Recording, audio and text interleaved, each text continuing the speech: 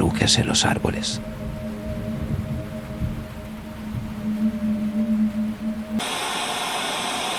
Saludos amantes del terror y lo paranormal, soy el Señor Nocturno. En esta ocasión, les traigo una historia que comenzó como una fiesta de cumpleaños y se convirtió en una pesadilla sobrenatural. Pasos en la noche, una tabla Ouija oculta y una visita al panteón desencadenaron sucesos inexplicables que cambiarían mi vida. Prepárense para una experiencia escalofriante en una noche llena de misterio y terror. Bienvenidos a una nueva historia de pesadilla. Mis amigos, Emilio y Pepe habían planeado hacer una fiesta el fin de semana por el cumpleaños de Roberto. Éramos amigos desde la primaria y ya que estábamos en prepa todo era increíble. Ofrecí mi casa para esa ocasión ya que mis padres y mi hermano irían a visitar a los abuelos y no estarían esa noche, todo era perfecto. Accedieron e invitamos a 5 compañeros más del salón para que hubiese más ambiente. Cabe mencionar que en mi casa era un tanto común escuchar pasos por la noche o que las puertas se azotaran. Incluso una vez mi mamá nos contó que había visto algo que parecía ser un niño corriendo en el patio. A pesar de eso, no creía que fuesen fantasmas o algo parecido. Seguramente todo tenía una explicación lógica, así que no le tomaba ninguna importancia. Aunque sí recuerdo una vez que no encontraba mi cargador y entré al cuarto de mi hermano mayor para ver si estaba ahí. Mientras buscaba descubrí que tenía una tabla Ouija bajo su cama. Creí para mis adentros y seguí buscando, sin saber que haber descubierto aquello me regalaría la peor noche de mi vida. El fin de semana llegó y estaba muy emocionado, pues una fiesta con mis amigos significaba música, baile, alcohol, largas pláticas y mucha diversión. Mis padres comenzaron a subir lo necesario en la camioneta y me preguntaron que si estaba seguro de no querer ir. Les aseguré que sí asintiendo la cabeza. Les recordé que era cumpleaños de uno de mis mejores amigos y que no podía faltar a aquella fiesta.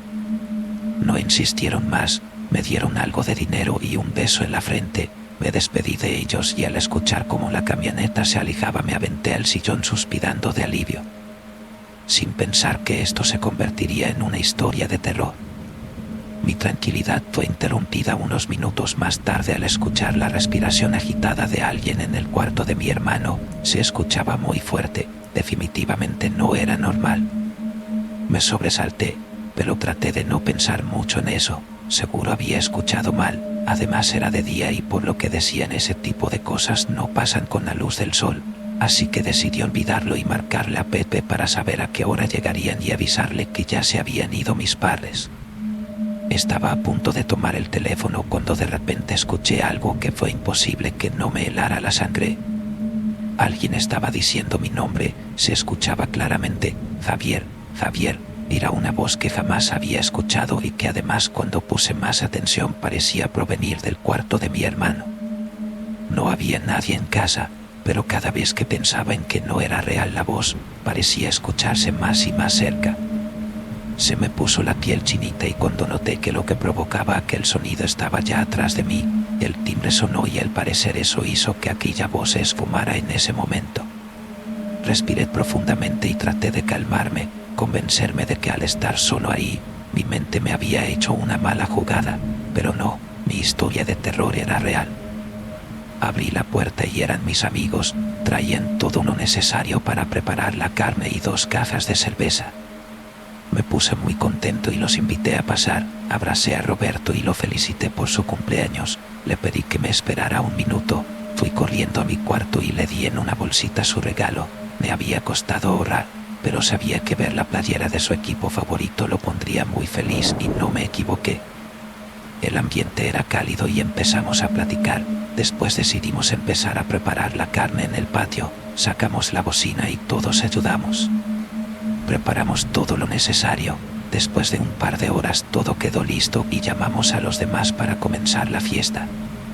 Con todo eso olvidé lo que había pasado cuando estaba solo en casa, solo quería disfrutar el momento con mis amigos. Llegaron todos y la música no paraba de sonar, comimos, cantamos nuestras canciones favoritas a todo pulmón, después bailamos música electrónica saltando mientras tomábamos cerveza de nuestros vasos rojos. No recordaba haberme divertido tanto antes, estaba muy feliz.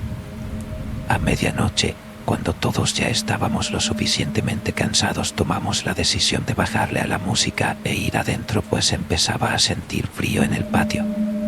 Comenzamos a platicar y a reír con los recuerdos que evocaban con el tiempo. Después jugamos verdad o reto y al final Roberto sugirió que contáramos nuestra historia de terror más aterradoras con las luces apagadas y eso hicimos. Aunque era escéptico, era divertido ver cómo los demás se morían de miedo cuando escuchaban una historia de terror y cómo creían en esas cosas. Recordé lo que había visto aquel día en el cuarto de mi hermano y les conté. Ellos muy emocionados me dijeron que fuera por esa tabla y que jugáramos un rato. Me daba igual sinceramente, aunque uno de ellos dijo que no era buena idea pues su madre le había dicho que eso era cosa del demonio, pero todos rieron y le aseguraron que era simplemente un juego. Caminé hacia el cuarto de mi hermano y al querer abrir la puerta recordé lo que había escuchado en el día, y no voy a negar, me dio algo de miedo. Que puedo decir, soy humano, pero tomé el valor y abrí la puerta. Escuché las risas provenientes de la sala y sonreí. La sonrisa se borró de mis labios cuando abrí la puerta, pues si mis ojos no me engañaban, en la cama bajo las sábanas parecía haber una figura y claramente se veía el movimiento de su respiración. No puede ser, me dije a mí mismo. Pude haber gritado, pero nada salía de mi boca. Cerré los ojos y al abrirlos lentamente, noté que ya no había nada. Seguro era otra broma de mal gusto de mi mente. Tomé la tabla que estaba en el piso y la llevé a la sala. No les conté nada a mis amigos y abrimos aquel objeto, lo pusimos en la mesa, leímos las instrucciones y nos sentamos alrededor de ella. Todos pusimos un dedo en la pequeña madera en forma de triángulo y comenzamos a hacer preguntas. Emilio preguntó que si había alguien más en esa casa, pero no pasó nada, así que otro de los chicos preguntó lo mismo, esta vez más fuerte, y en ese momento pudimos sentir como el triángulo se movía hacia la opción que decía sí. «Qué tonterías», pensé, seguramente alguien lo movió a propósito, pero la voz de Roberto interrumpió mis pensamientos al pronunciar «¿Quién eres?». Esta vez la madera no se movió y todos nos miramos encogiendo los hombros. Decidí preguntar algo a ver qué sucedía. Recordé los últimos sucesos y dije: «¿Eras tú quien vi en la cama de mi hermano?».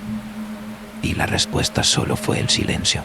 Pero cuando alguien más iba a hacer otra pregunta, las luces se apagaron súbitamente y se escuchó cómo se abría la puerta del cuarto de mi hermano y cómo lo que salía de ahí corría hacia donde estábamos nosotros. Mis amigos gritaron asustados y yo solo me quedé en shock. Cerré los ojos y pedí que todo se acabara ya, pues en ese momento el miedo recorría mi ser aún sin querer o sin creer. Cuando sentimos que estaba a punto de llegar hasta nosotros, la luz se encendió y nos miramos los unos a los otros sorprendidos y algunos con la boca abierta. Uno de ellos tomó su mochila que estaba en el sillón y sin decir nada se fue. Comenzaba nuestra historia de terror. Los demás comenzamos a reír nerviosamente e hicimos bromas al respecto. Empezaron a decir que seguramente yo había apagado las luces de alguna manera, pues era mi casa, que les estaba haciendo una broma. Solo reí y no lo negué, porque en el fondo sabía que todo había sido real y no quería asustarlos más. Sugerí que fuéramos al panteón para una nueva aterradora experiencia, porque sinceramente no quería seguir en mi casa.